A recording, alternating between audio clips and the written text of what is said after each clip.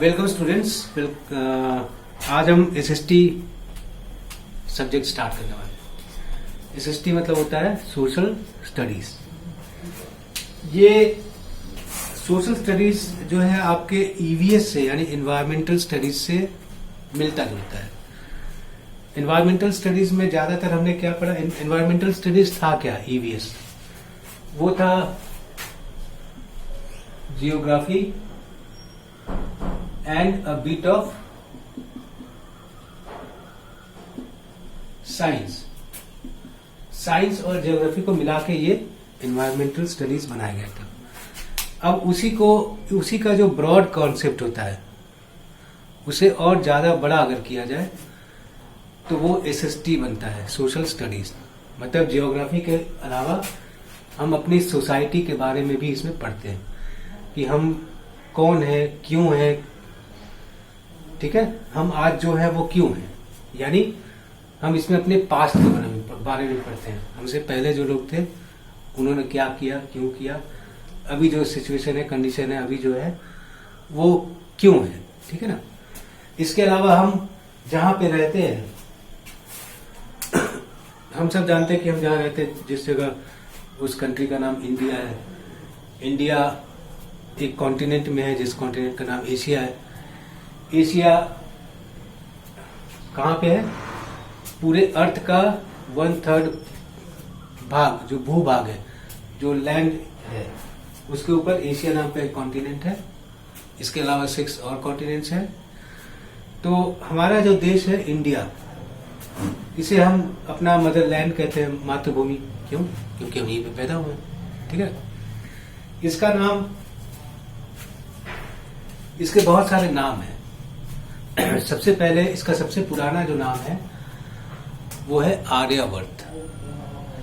जब आज एक कम्युनिटी यहाँ पे आई थी, आर्यंस की एक कम्युनिटी है, एक ट्राइबल ग्रुप है जो हमारे यहाँ पे आज से हजारों साल पहले आई, और उन्होंने एक सिविलाइजेशन का विकास यानी डेवलपमेंट किया जिसे इंडस वैली सिविलाइजेशन कहा जाता है।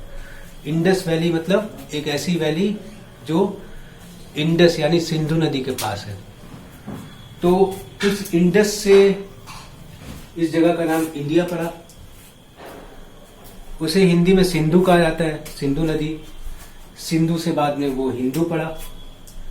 हिंदू के बाद जब यहाँ पे मुगल रूलर्स आए तो उन्होंने इसका नाम हिंदुस्तान रखा। और आर्यवर्त के बाद पहले, मतलब जब यहाँ पे आर्यंस थे उस समय इसका नाम, हमारे देश का नाम भारत भी था। तो अभी हम अपने देश को भारत के नाम से भी जानते हैं, हिंदुस्तान के नाम से भी जानते हैं, इंडिया के भी नाम से जानते हैं, ठीक। और हमारे यहाँ पे जो सिविलाइजेशन जो आर्यंस ने डेवलप किया था इंडिया में, ये सिविलाइजेशन वर्ल्ड का सबसे पुराना सिविलाइजेशन, सबसे पुरानी सभ्यता, ठीक है, जिसे हम इंडस वैली सिविलाइजेशन के नाम से जानते हैं। तो हमारा जो देश है वो एक बहुत बड़ा देश है। This is the 7th largest country of the world. देश में जितने, पूरे वर्ल्ड में जितने भी देश है, 7 कॉन्टिनेंट में, हमारा देश भारत 7वें नंबर पे है इन टर्म्स ऑफ इट्स एरिया, क्षेत्रफल के हिसाब से, जगह के हिसाब से। और पूरे वर्ल्ड में पॉपुलेशन यानी जनसंख्या के हिसाब से इंडिया 2nd पोजीशन पे आता है। फर्स्ट पोजीशन है चाइना, दूसरा है इंडिया। इंडिया जिस कॉन्टिनेंट में है, अब कॉन्टिनेंट क्या होता है? पूरे वर्ल्ड का जो 1/3 हिस्सा है जो कि लैंड है, मतलब ओशन या सीज के अंदर नहीं आता है, उस पूरे लैंड एरिया को 7 अलग अलग पार्ट्स में डिवाइड किया गया है जो कॉन्टिनेंट कहलाते हैं। उन्हीं में से एक कॉन्टिनेंट है एशिया, जिसके अंदर, उस एशिया के अंदर इंडिया है। एशिया के अंदर ही चाइना भी है। यानी वर्ल्ड के 2 मोस्ट पॉपुलस कंट्रीज, सबसे ज्यादा जनसंख्या वाले जो देश हैं वो है इंडिया और चाइना, और ये दोनों एशिया में है, ठीक। इसीलिए एशिया इसीलिए नहीं, मतलब एशिया जो कॉन्टिनेंट है ये वर्ल्ड का सबसे बड़ा कॉन्टिनेंट है, यानी the biggest continent is Asia. India is the second most populous and seventh biggest country in terms of area.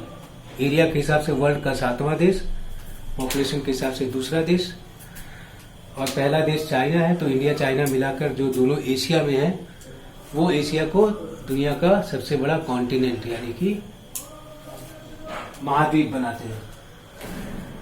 इसके बाद हम ये देखते हैं कि इंडिया अगर पॉपुलेशन के हिसाब से सेकंड पोजीशन पे है तो पूरे वर्ल्ड के पॉपुलेशन का कितना हिस्सा है. तो India has about 16% of the world population. दुनिया की जनसंख्या का 16% का 16% जो पॉपुलेशन है वो इंडिया का है. It has only 2.42% of the earth surface. Earth के सरफेस के हिसाब से जितनी भी जमीन है अर्थ के ऊपर उसका सिर्फ 2.42% ही इंडिया का है. इंडिया वर्ल्ड का 7वां कंट्री है एरिया के हिसाब से, लेकिन इसका जो क्षेत्रफल है, इसका जो एरिया है वो पूरे वर्ल्ड के एरिया का सिर्फ 2.42% ही है. ठीक है ना. India is divided into 29 states. हमारे देश को अच्छी तरह से रूल करने के लिए, आसानी से इस देश को चलाने के लिए, चूंकि हमारा देश बहुत बड़ा है, बहुत बड़ा मतलब in terms of its length and breadth. India का साइज, इंडिया का अगर शेप देखा जाए तो वो एक तरह से ऐसा है, मतलब जितना लंबा उतना ही चौड़ा भी. ठीक है ना. तो इस तरह के कंट्री को संभालने के लिए इसे अगर कोई एक पर्सन अगर संभालना चाहे तो वो नहीं संभाल सकता. इसीलिए इसको अलग अलग कई टुकड़ों में बांटा गया बेस्ड ऑन लैंग्वेज. भाषा के आधार पे इंडिया के 29 स्टेट्स है और 7 यूनियन टेरिटरीज, जो कि हम बाद में इसको पढ़ेंगे ये क्यों है. ठीक है ना. और भारत का जो राजधानी है वो न्यू दिल्ली है, जैसा कि हम सब जानते हैं. ठीक है ना. जो कि इंडिया का कैपिटल है. इसके बाद हम आते हैं कि इंडिया के क्या क्या फिजिकल डिविजन्स हैं. तो इतना ह्यूज साइज होने के कारण इंडिया को 29 स्टेट्स में बांटा गया और 7 यूनियन टेरिटरीज में बांटा गया. और इस ह्यूज साइज के कारण इंडिया में जो इंडिया का जो लैंडस्केप है, जो धरती है हमारे देश की, वो कई तरह की है. कहीं रेगिस्तान है तो कहीं बड़े ऊंचे ऊंचे पहाड़ है, कहीं समतल मैदानी भाग है, कहीं बड़ी बड़ी नदियां हैं, कहीं जंगल है, कहीं पठार है, कहीं कुछ है.